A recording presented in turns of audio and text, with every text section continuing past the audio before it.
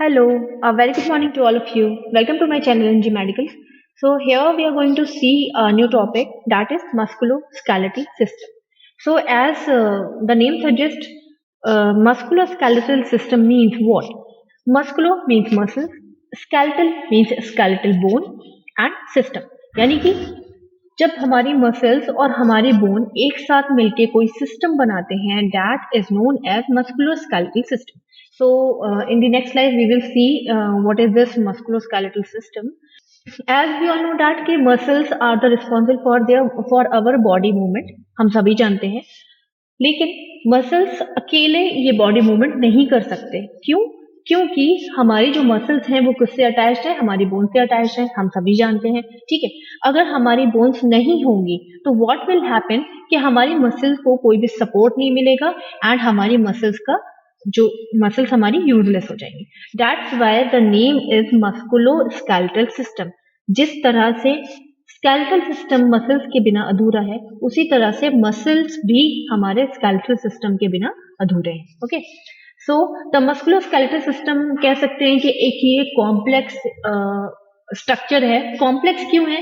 क्योंकि ये बहुत सारे different type of connective tissues वगैरह से मिलके बना हुआ है. सिर्फ मसल्स हमारे फाइबर्स और टिश्यूज से मिलके नहीं बने हैं.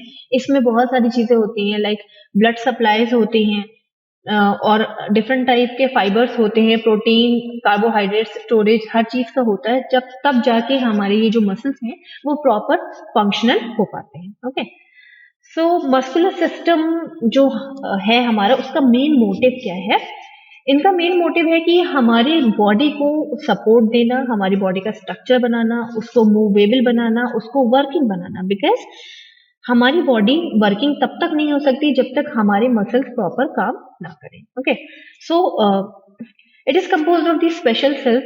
हम सब जानते हैं कि हमारी पूरी बॉडी सेल्स से मिलकर बनी है, बट जो हमारी मसल्स हैं उनके जो सेल्स हैं वो कुछ स्पेशल हैं, बिकॉज उनका फंक्शन भी स्पेशल है. ठीक है, that all are known as myocytes. ठीक है, so these myocytes having many responsibilities और having many functional abilities जो कि हमारे पूरी बॉडी के लिए बेनिफिशियल है. सो फंक्शनल रिस्पॉन्सिबिलिटीज देख लेते हैं, या कह सकते हैं फंक्शंस देख लेते हैं कि ऐसे कौन कौन से फंक्शंस हैं जो हमारे मसल्स के बिना अधूरे हैं. First one is movement. तो सिंपली हम सब कह सकते हैं कि हमारा जो स्केलेटल सिस्टम है उससे हमारे मसल्स डायरेक्टली अटैच हैं और मसल्स के ऊपर हमारी स्किन अटैच है. ठीक है, तो अगर हमारी बॉडी मूव करेगी तो वो किसके थ्रू कर रही है? मसल्स के थ्रू कर रही है. क्यों? क्योंकि सिंगल स्केलेटल सिस्टम मूव नहीं करेगा, सिंगल मसल्स भी मूव नहीं करेंगी. ऐसा नहीं है कि मैं बोन का कुछ इंपॉर्टेंस कम कर रही हूँ, नो. मैं ये बोल रही हूँ कि musculoskeletal system is very indispensable या इंपॉर्टेंट फॉर दी मूवमेंट्स. ठीक है, देन मेंटेन पोस्चर. तो जैसा कि आप इस जीआईएफ में देख सकते हो कि जो हमारा पोस्चर है वो किसके थ्रू बन रहा है? स्केलेटल सिस्टम के थ्रू तो बन ही रहा है, प्लस मसल्स के थ्रू भी बन रहा है. क्यों? क्योंकि यहाँ पे देखिए इन्होंने मसल्स के कुछ पार्ट्स को अलग निकाल दिया है, तो आपको कैसा स्ट्रक्चर दिख रहा है? Incomplete structure and non functional too, है ना. मसल्स नहीं होंगी तो स्ट्रक्चर इनकम्प्लीट के साथ साथ नॉन फंक्शनल भी हो जाएगा. Then respiration. ओके, आप सोच रहे होंगे कि ये किस तरह से रेस्पिरेशन में वर्क करता है. तो हम सब जानते हैं कि हमारी पूरी बॉडी में 3 टाइप्स के मसल्स होते हैं. एक है हमारा स्केलेटल मसल्स जो कि हमारी बोन से अटैच होता है. नेक्स्ट है हमारा स्मूथ मसल्स जो कि हमारे इंटरनल ऑर्गन से अटैच होता है. अब चाहे वो इंटरनल ऑर्गन रेस्पिरेटरी सिस्टम में हो, चाहे वो डाइजेस्टिव सिस्टम में हो, बट हमारे स्मूथ मसल्स हमारे इंटरनल ऑर्गन्स बनाते हैं. थर्ड है हमारा कार्डियक मसल जो कि हमारे हार्ट को बनाता है. तो कार्डियक कहूं या हार्ट कहूं, दोनों सेम होते हैं. तो कभी भी कार्डियक वर्ड आए तो आप समझ जाइएगा कि हार्ट की बात हो रही है. ठीक है, सो जीआईएफ में दिखा देती हूँ कि किस तरह से हमारे जो मसल्स हैं वो रेस्पिरेटरी सिस्टम में फंक्शन करते हैं. शायद मैंने नहीं डाला है जीआईएफ. ठीक है, अगर नहीं भी डाला है तो मैं आपको आगे नेक्स्ट वीडियो में दिखा दूंगी. आप इतना समझ लीजिए कि हमारे जो लंग्स हैं, ठीक है, वो अंदर से कैसे हैं? कंप्लीट हॉलो नहीं है, लेकिन कहीं ना कहीं हॉलो स्ट्रक्चर है हमारे जो लंग्स हैं. तो उसकी जो मसल्स हैं वो किससे मिलके बनी है? हमारे स्मूथ मसल से मिलके बनी है. तो लंग्स का काम क्या होता है? एक्सपैंड करना और फिर जब उसके अंदर एयर आती है तो वो उनका साइज बड़ा हो जाता है, और जैसे ही एयर बाहर जाती है, ऑक्सीजन हम एक्सहेल करते हैं, बाहर निकालते हैं ऑक्सीजन, तो साइज उनका कम हो जाता है। तो ये जो बढ़ रहा है और कम हो रहा है साइज, वो किसके हेल्प से हो रहा है? मसल्स की हेल्प से हो रहा है। अगर मसल्स अवेलेबल नहीं होंगे तो हमारा लंग्स का साइज इंक्रीज या डिक्रीज नहीं होगा और हमारी ब्रीदिंग में प्रॉब्लम होगी। कम्युनिकेशन, नेक्स्ट आते हैं कम्युनिकेशन। तो कम्युनिकेशन कैसे हो रहा है? Simply one muscle is attach with the another, ठीक है, that's why they are communicate with each other, ठीक है। तो ये सब क्या हो रहा है कि एक मसल के साथ दूसरी अटैच है, दूसरी के साथ तीसरी, तीसरी के साथ, ऐसे करके हमारी सारी मसल्स ने एक दूसरे से कम्युनिकेट कर रखा हुआ है, अटैचमेंट कर रखा हुआ है, एंड कंप्लीट बॉडी बना रखी हुई है। देन नेक्स्ट है हमारा ऑर्गन्स कंस्ट्रक्शन। तो मैंने आपको पहले ही बता दिया कि ऑर्गन्स कैसे कंस्ट्रक्ट कर रहा है। देखिए, जो एक्सटर्नल बॉडी है वो हमारे स्केलेटल मसल्स बना रही है, ठीक है, ये हम आगे टाइप्स में पढ़ेंगे। इंटरनल जो ऑर्गन्स हैं वो कौन बना रहा है? ये जो हमारा हार्ट है, पंप होता हुआ आपको दिख रहा है, ये क्यों पंप हो रहा है? क्यों? क्योंकि जो हमारी कार्डियक मसल्स हैं, हार्ट की जो मसल्स हैं वो काम कर रही है, ठीक है। तो ये एक ऑर्गन हो गया हमारा हार्ट। बाकी जितने भी हॉलो ऑर्गन्स हैं, हॉलो मीन्स होता है खाली, अंदर से जितने भी हॉलो ऑर्गन्स हैं, जैसे कि हमारी ब्लड वेसल्स हो गई, जैसे कि हमारे स्टमक हो गया, लंग्स हो गए, इंटेस्टाइन हो गई, ठीक है, यूरिनरी ब्लैडर हो गए, ये सारी चीजें कौन बना रहा है? हमारे स्मूथ मसल्स बना रही है। कहीं ना कहीं काम तो मसल्स ही कर रहे हैं, ठीक है। नेक्स्ट है हमारा हार्ट बीट। तो हार्ट कैसे बीट हो रहा है मैं आपको पहले ही बता चुकी हूँ, तो इसको मुझे एक्सप्लेन करने की नीड नहीं है। Then thermogenesis. Thermogenesis means body के टेम्परेचर को मेंटेन करना, ठीक है। तो thermogenesis means maintaining the temperature of the body. तो किस तरह से बॉडी टेम्परेचर मेंटेन कर रहा है? अब एक एग्जांपल दे देती हूँ कि जैसे कि विंटर सीजन में, अभी के सीजन में क्या हो रहा है कि हम लोग क्या कर रहे हैं? जॉगिंग करते हैं। तो जॉगिंग करने से क्या होता है? हमारे अंदर हीट जनरेट होती है, ठीक है, हमारी बॉडी हीट प्रोड्यूस करने लगती है। तो इसका मीनिंग हो गया थर्मोजेनेसिस। हमारे अंदर थर्मल प्रोड्यूस हुआ, हमारे अंदर हीट प्रोड्यूस हुई, उसी को बोलते हैं थर्मल। तो ये हो क्यों रहा है? क्योंकि हमारी बॉडी क्या कर रही है? जॉगिंग कर रही है। और जॉगिंग किसकी हेल्प से कर रही है? With the help of the muscle movement, okay. Next आते हैं सपोर्ट। तो सिंपली सपोर्ट, किस किस चीज को ये सपोर्ट कर रही है?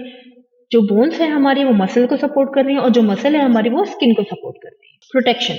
तो प्रोटेक्शन कैसे कर रही है मसल्स? अब अगर मैं आपको बोलूं कि मुझे कोई इंजरी हुई है, तो पहले किस पे इंजरी होगी? बोन पे? नो, पहले इंजरी होगी स्किन पे, ठीक है। तो स्किन तो हमारी बहुत पतली सी होती है, ठीक है। स्किन के बाद हमारी इंजरी किस पे होगी? हमारे मसल्स पे होगी, राइट।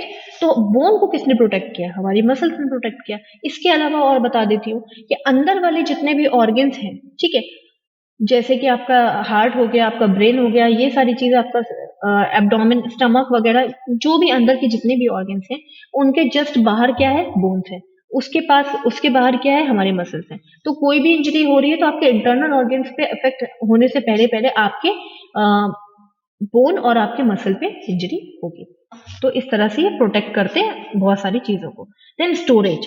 तो हमारे जो मसल्स हैं उनके पास बहुत सारे इसेंशियल चीजें होती हैं। फॉर एग्जांपल प्रोटीन वगैरह होते हैं, कार्बोहाइड्रेट्स होते हैं, ग्लूकोज। हमें एनर्जी कैसे मिलती है? हमारा जो कार्बोहाइड्रेट है वो हमें एनर्जी प्रोवाइड करता है, ठीक है। ग्लूकोज के बेसिस पे वो हमें एनर्जी प्रोवाइड करता है, एटीपी हमारी बनती है, ठीक है। तो ये सारे फंक्शन हो कैसे रहे हैं?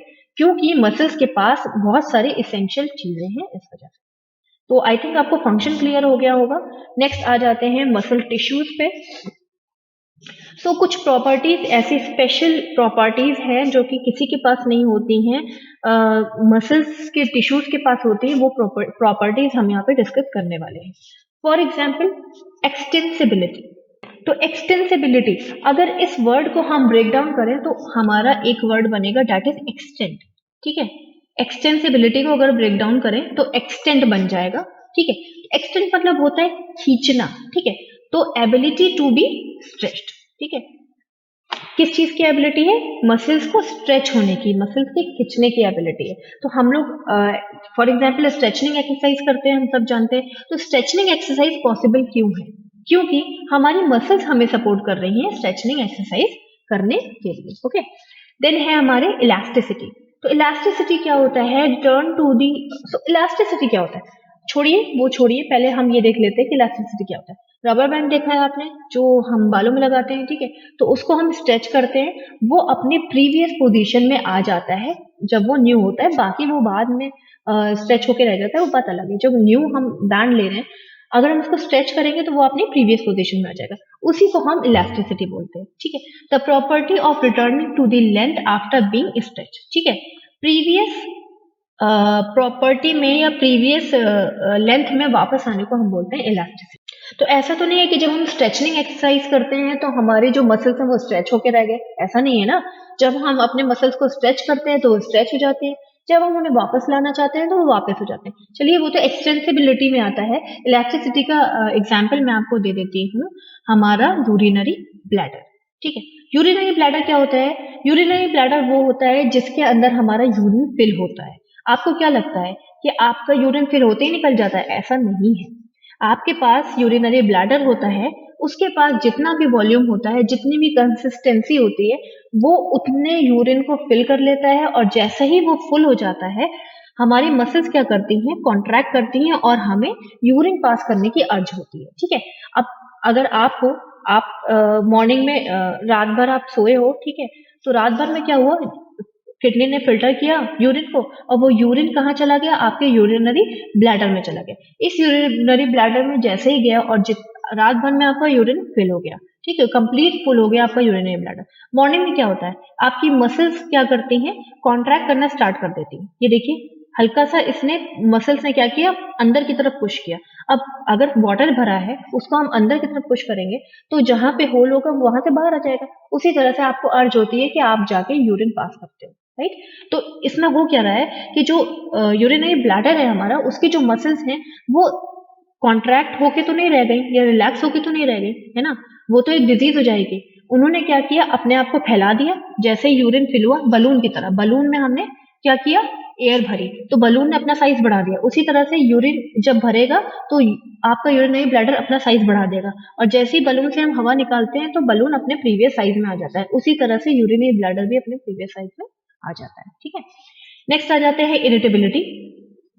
इरिटेबिलिटी क्या होता है कि हमें किसी चीज से इरिटेशन होती है, राइट। इरिटेबिलिटी से बना इरिटेशन, ठीक है। तो सॉरी, इरिटेशन से बना इरिटेबिलिटी। तो हमें किसी चीज से इरिटेबिलिटी होती है, तो हम क्या करते हैं कि उस चीज को या तो दूर हटा देते हैं या तो हम खुद हट जाते हैं। फॉर एग्जाम्पल, अगर मेरा हाथ जल रहा है तो मैं अपने हाथ को हटा लूंगी, ठीक है। तो मसल्स क्या कर रहे हैं भाई?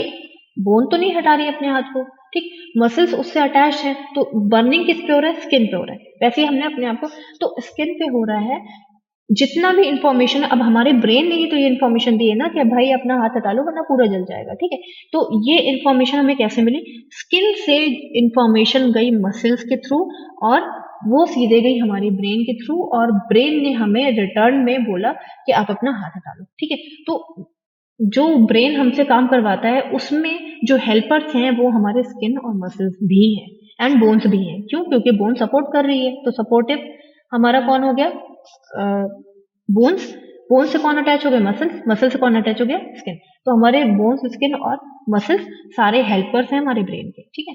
तो इसी तरह से कोई भी चीज से इरिटेशन हमें होती है तो हम वहां से हट जाते हैं या उस चीज को हम हटा देते हैं। ओके। कॉन्ट्रैक्टिबिलिटी, ठीक। तो कॉन्ट्रैक्टिबिलिटी मीन्स होता है कॉन्ट्रैक्ट करना। कॉन्ट्रैक्ट और रिलैक्स समझते हो? कॉन्ट्रैक्ट मीन्स होता है सिकुड़ना, ठीक है। तो कोई चीज सिकुड़ रही है, कॉन्ट्रैक्ट हो रही है, उसके बाद वो रिलैक्स हो रही है। जैसा कि आप सेम एग्जाम्पल ले सकते हो यूरिनरी ब्लैडर का। तो ये कॉन्ट्रैक्ट हुआ, सिकुड़ा हल्का सा, यूरिन बाहर निकल गया, फिर ये रिलैक्स हो गया।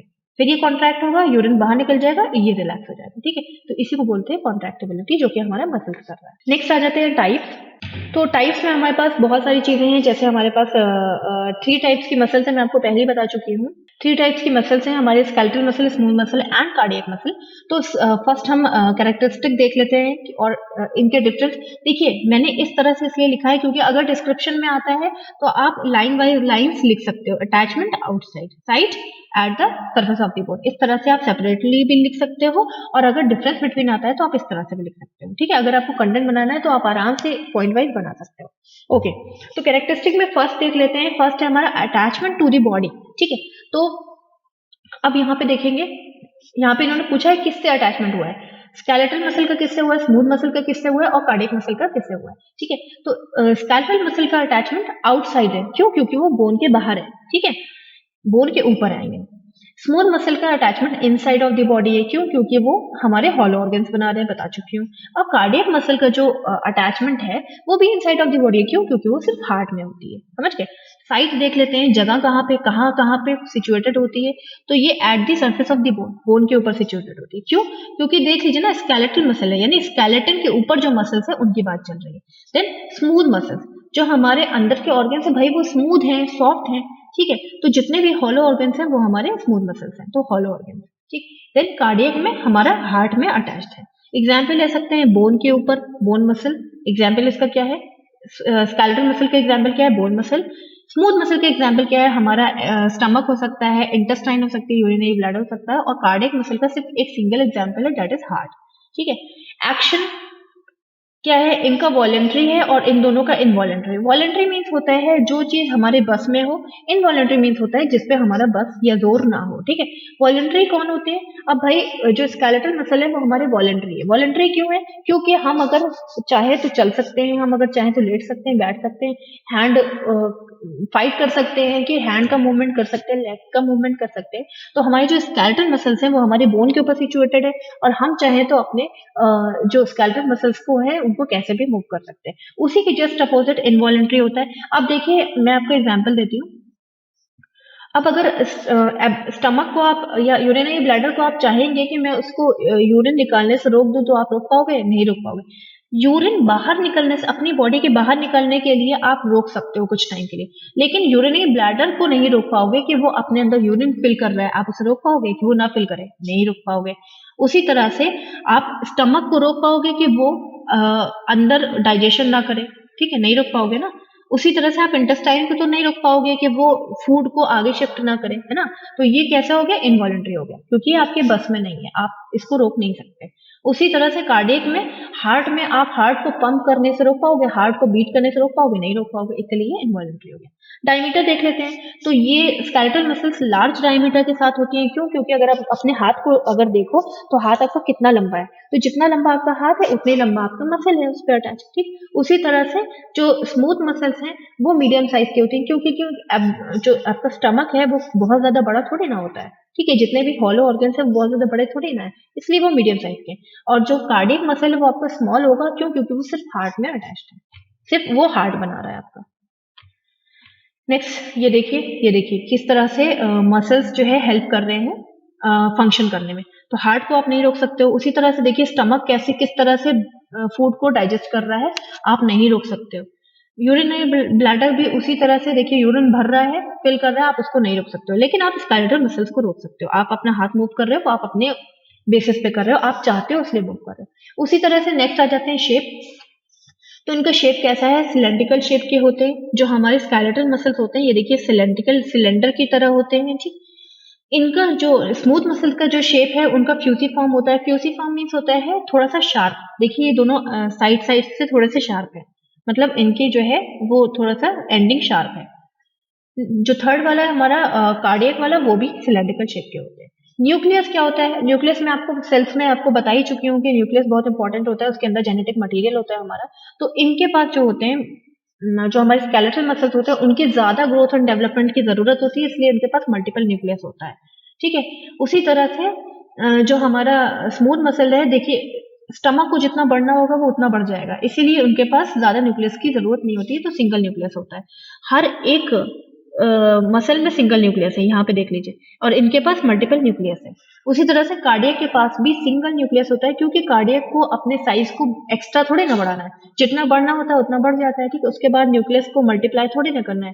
न्यूक्लियस भाई क्यों मल्टीप्लाई होगा? सेल्स को इंक्रीज करने के लिए, सेल्स के साइज और शेप और नंबर्स ऑफ द सेल्स बढ़ाने के लिए होगा, तो हमें जरूरत नहीं है, ठीक। लेकिन स्केलेटल मसल्स जो होती है वो हमारी, हमें जरूरत होती है लेंथ उसकी बढ़ती रहनी चाहिए एज पर योर हाइट और पर्सनैलिटी, जो भी आप कह सको, ठीक है। नेक्स्ट आते हैं फैटी। फैटी का मतलब होता है थकान। तो सिंपल सी चीज है, हम फिजिकल वर्क करते हैं, हमारी स्केलेटल मसल्स थक जाती हैं। अभी कोई लेबर है, वो दिन भर काम करता है तो वो शाम में थक जाता है, क्यों? क्योंकि उसकी स्केलेटल मसल कंटिन्यूस काम कर रही है, क्योंकि वो करवा रहा है, ठीक है। उसी तरह से जो हमारी इंटरनल ऑर्गन है वो कम फैटिक होते हैं, कम थकते हैं, क्यों? क्योंकि वो अपनी मर्जी से काम कर रहे हैं और एक्स्ट्रा उन पर बर्डन नहीं आ रहा, उनको जितना करना है वो उतना कर रहे हैं। उसी तरह से हार्ट हमारा कभी नहीं थकता है। आप समझ लो जिस दिन हार्ट थक गया उस दिन आप यहाँ नहीं मिलोगे, ऊपर मिलोगे, मतलब गॉड के पास। ठीक है, नेक्स्ट आते हैं स्ट्रेरिएशंस। तो स्टायरेशंस जो है हमारा, स्टायरेशंस जो होता है इसका मतलब होता है कॉन्ट्रैक्शन का सीक्वेंस। स्टायरेशन मीन्स होता है sequence of the contraction on the basis of the need. ठीक है, तो इसी तरह से जो हमारे कार्डियक मसल्स हैं वो कॉन्ट्रैक्ट होती रहती हैं। क्यों होती रहती हैं? क्योंकि जब हमें कुछ काम करना होता है तो मसल टाइट होती हैं, सॉफ्ट होती हैं, टाइट होती हैं, सॉफ्ट होती हैं। क्यों? क्योंकि हम काम कर रहे हैं। उसी तरह से हमारे जो अंदर के ऑर्गन्स हैं उनकी भी मसल्स कॉन्ट्रैक्ट और रिलैक्स होती रहती हैं। पर जो हमारा हार्ट है उसकी मसल्स कॉन्ट्रैक्ट रिलैक्स होती रहती है, लेकिन स्टायरेशन नहीं होता है उसमें, क्योंकि हमारा जो हार्ट होता है उसको जरूरत ही नहीं होती है स्टॉप होने की, वो कंटिन्यूअस काम करता रहता है। स्टाइलेशन मतलब होता है एक सीक्वेंस, कॉन्ट्रैक्शन और रिलैक्सेशन का सीक्वेंस। हाँ, हार्ट हमारा कभी रुकता ही नहीं है, तो वो अपने सेम लेवल पे कॉन्ट्रैक्ट रिलैक्स करता रहता है, जबकि इन लोगों को जरूरत पड़ती है। हम अगर ज्यादा काम करेंगे तो ज्यादा कॉन्ट्रैक्शन रिलैक्सेशन होगा स्केलेटल मसल में। उसी तरह से अगर हम कुछ हैवी खाना खा लेते हैं तो डाइजेशन स्लो फास्ट के बेसिस पे हमारा कॉन्ट्रैक्शन रिलैक्सेशन चेंज होता रहता है, एंड हार्ट में सेम कॉन्ट्रैक्शन रिलैक्सेशन चलता है। नेक्स्ट आता है फंक्शन। तो इनका मेन फंक्शन क्या है? मूवमेंट का, क्योंकि बॉडी को मूव करा रहे हैं हमारे स्केलेटल मसल्स। नेक्स्ट है हमारा स्मूथ मसल। स्मूथ मसल हमारा वेसरल फंक्शन कर रहा है। वेसरल मीन्स होता है इंटरनल फंक्शन। ठीक है, और जो थर्ड वन है हमारा वो हार्ट को कॉन्ट्रैक्ट और रिलैक्स। नेक्स्ट आते हैं मसल स्पीड एंड टोन।